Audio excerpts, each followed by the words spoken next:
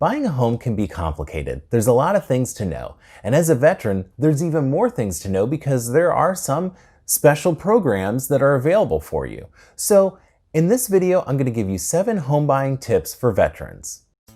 I'm Ginader, a real estate agent with Weichert Realtors. Real estate can be confusing, but I can assist you. So let's chat for a few minutes about Orlando real estate. The first one is you want to understand the VA home loan. It's a government-funded loan program, and basically what it is you can put zero money down on a home. There are a lot of variables when it comes to getting a VA home loan. So if you're considering getting a VA home loan, talk to your mortgage lender and find out what are the particulars in your situation.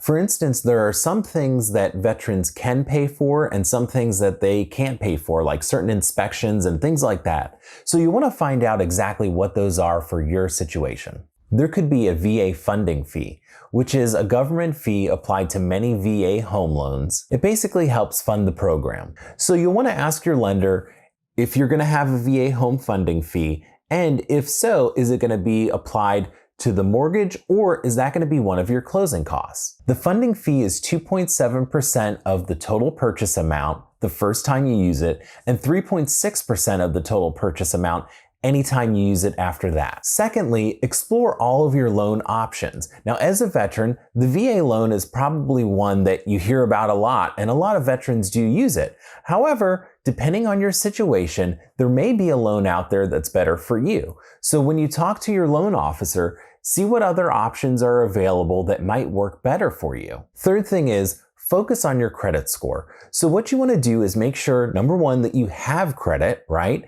And that the credit that you have, it's more positive than negative. Number 4, look into other financial resources.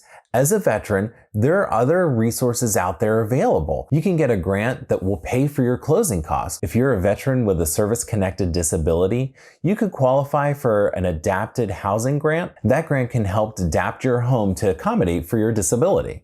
The 5th thing is maintain your employment. It might be obvious, but I've had clients in the past who they've been thinking about changing their job in the middle of the mortgage process, and that's a big no-no. You've got to stay with your current job when you're going through the home loan process. The 6th thing to keep in mind is there are closing costs. So you want to talk to your lender to see what those closing costs would be. And lastly, use the right real estate agent.